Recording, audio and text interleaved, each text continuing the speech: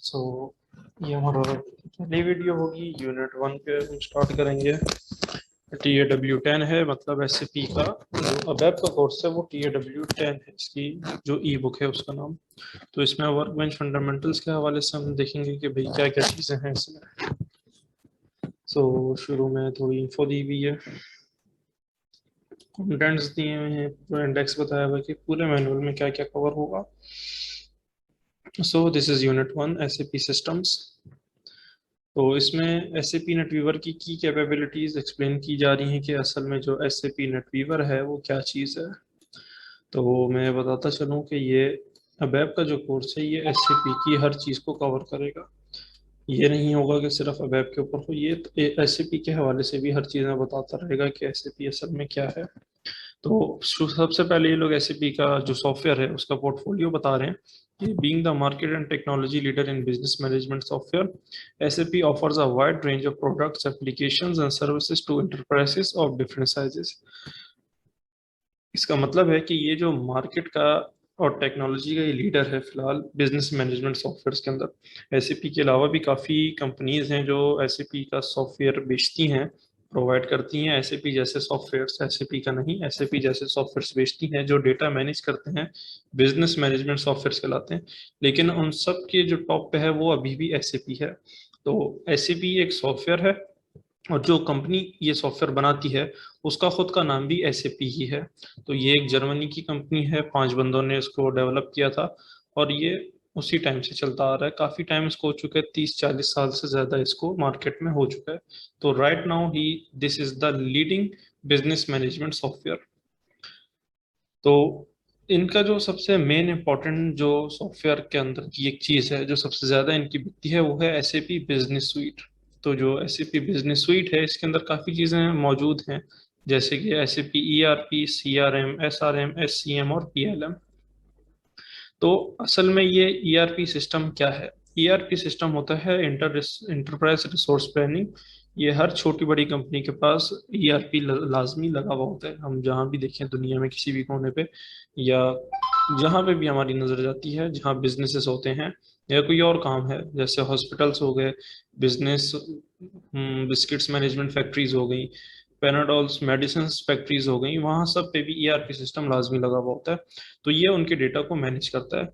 दूसरे पे है CRM, ये भी इसी की एक एप्लीकेशन है। इसके अंदर कस्टमर से जो भी रिलेशनशिप होती है उनको मैनेज किया जाता है। तो ये एज अ कस्टमर सपोर्ट एक एप्लीकेशन है इनकी। तीसरी है SRM, supplier relationship manager management. मतलब कि जो सप्लायर है जिससे हम चीज़ें लेते हैं वेंडर्स वगैरह से, उन सब का डेटा जो मैनेज करता है उस एप्लीकेशन का नाम है SRM, सप्लायर रिलेशनशिप मैनेजमेंट। और इसके बाद है SCM, सप्लाई चेन मैनेजमेंट। तो इसका मतलब है कि जहाँ से हमारी चीज़ सप्लाई हो रही है फॉर एग्जांपल एक लोकेशन से दूसरी लोकेशन हमारा कोई प्रोडक्ट जा रहा है, कोई हमारा प्रोसेस हुआ हुआ प्रोडक्ट जा रहा है, तो जहां तक वो उसकी सप्लाई चेन है, जितनी वो चेनों से गुजरता हुआ जाएगा, उन सब का डेटा मैनेज किया जाएगा कि भाई ये प्रोडक्ट किस टाइम निकला है, किस रूट से ये होके जा रहा है, इसको कौन चला रहा है, इस ट्रक के अंदर कौन है, क्या क्या चीजें पड़ी हुई हैं और कौन कौन से रूट्स का इस्तेमाल होगा, कितने बजे पहुंचेगा, कब तक जाएगा। ये सब चीजें सप्लाई चेन मैनेजमेंट के अंदर आती हैं। और इन दी एंड PLM है, प्रोडक्ट लाइफ साइकिल मैनेजमेंट।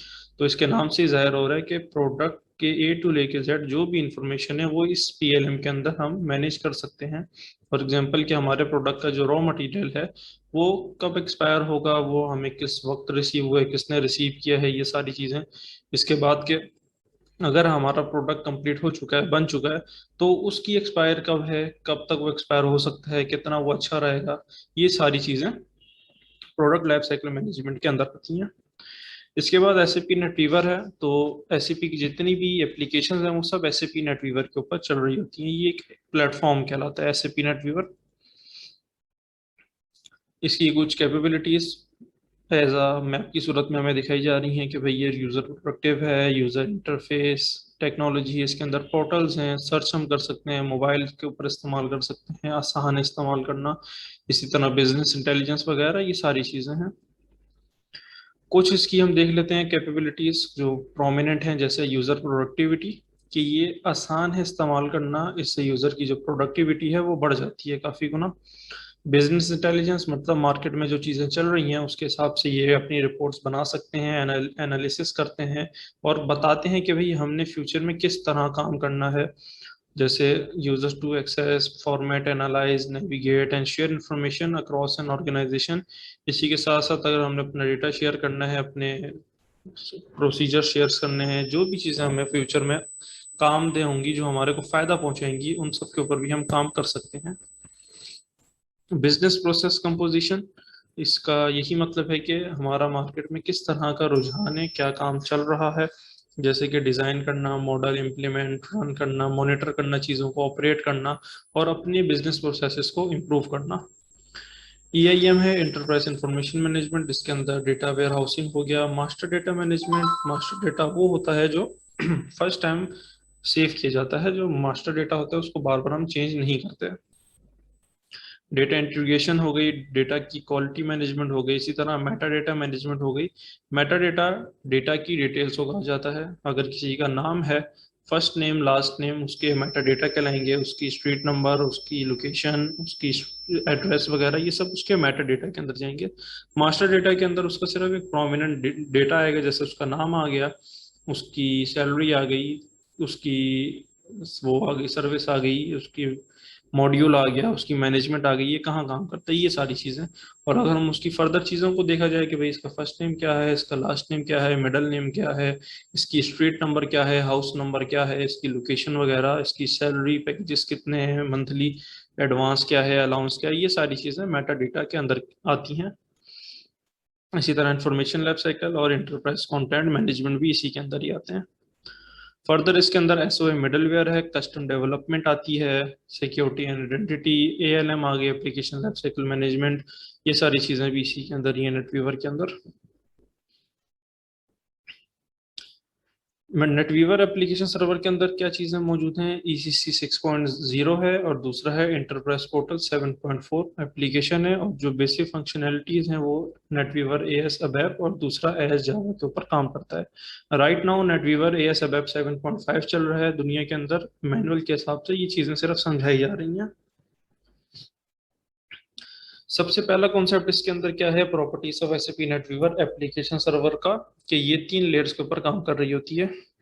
पहली होती है प्रेजेंटेशन लेयर, मतलब कि जो भी हमारी GUI है, GUI कहते हैं, GUI कहते हैं, काफ़ी नाम है इसके, SAP GUI, ब्राउज़र वगैरह।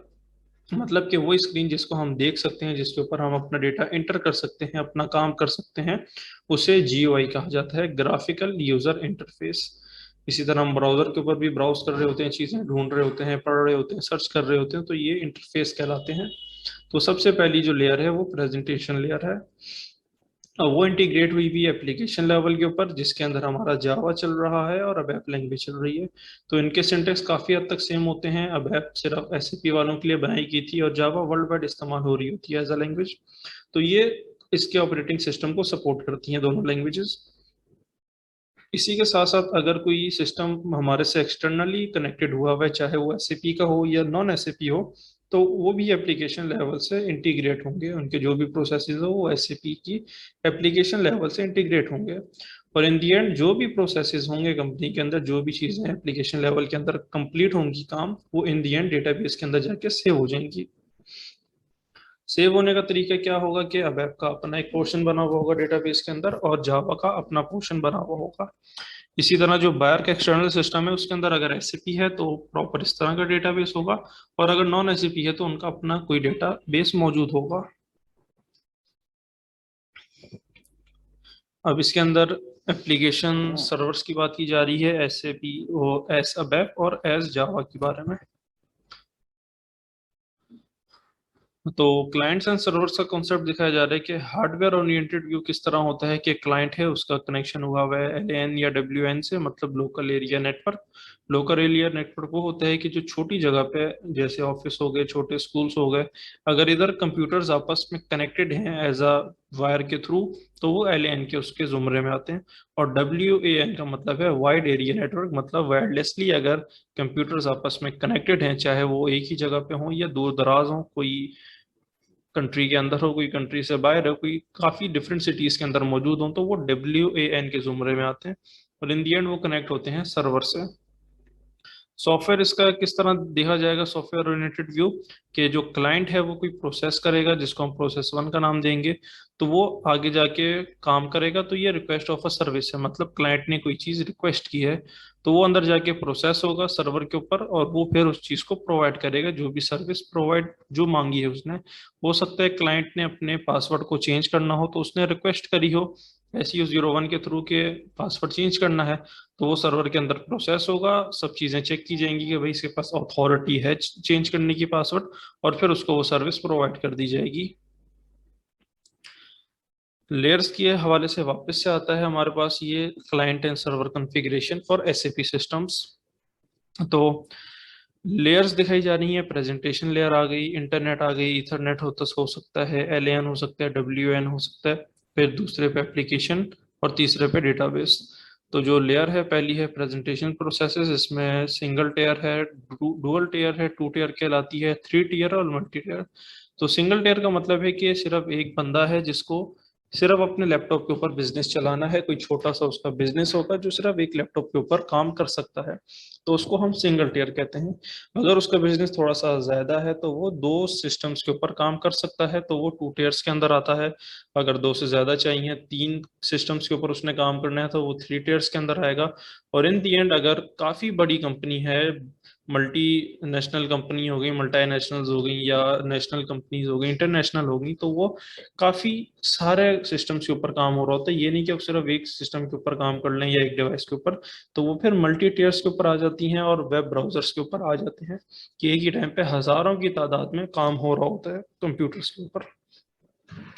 तो इसी तरह इसका अपना एक इंटरनेट मौजूद है, इसी तरह टू टीयर्स पे भी इंटरनेट मौजूद होंगे, और अगर मल्टी टीयर है तो मतलब लोकेशंस अलग हो गई और उन सब के पास अपना इंटरनेट या ईथरनेट वगैरह मौजूद होगा।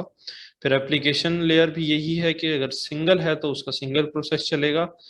टू टीयर के अंदर ये है कि एप्लीकेशन और डेटाबेस एक ही जगह पे मौजूद होंगे। थ्री टीयर के अंदर तीनों सिस्टम्स के पास अपनी एप्लीकेशन प्रोसेसेस चल रहे होंगे डिवाइसेस के अंदर।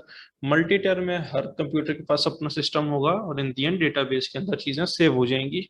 तो ये लेयर्स के साथ साथ टीयर्स की बात भी आ गई कि तीन लेयर्स होते हैं, प्रेजेंटेशन, एप्लीकेशन और डेटाबेस। और टीयर्स होते हैं single tier, two tier, three tier and multi tier. तो जो हमने बातें की वही इधर भी लिखा हुआ होगा कि in a single tier configuration only one computer performs all the processing task, database, application and presentation processes, this is classic mainframe processing. इसका मतलब है कि सिंगल टियर कॉन्फ़िगरेशन में सिर्फ एक कंप्यूटर सारे प्रोसेसेस कर रहा होगा, उसमें चाहे वो डेटाबेस हो, एप्लीकेशन हो या प्रेजेंटेशन के प्रोसेसेस हो। For example an SAP system on a laptop, तो वही बात होगी कि लैपटॉप, सिंगल लैपटॉप के ऊपर जो भी काम हो रहा हो उसको हम सिंगल टेयर कहेंगे। टू टीयर्स के ऊपर दो सिस्टम्स की काम हो जाएंगे, थ्री टीयर्स के ऊपर तीन सिस्टम्स आ जाएंगे, हर सिस्टम अपने अपने बंदे के हाथ में होगा, अपने होस्ट के पास होगा। और मल्टी टीयर काफी सारे सिस्टम्स आ जाएंगे।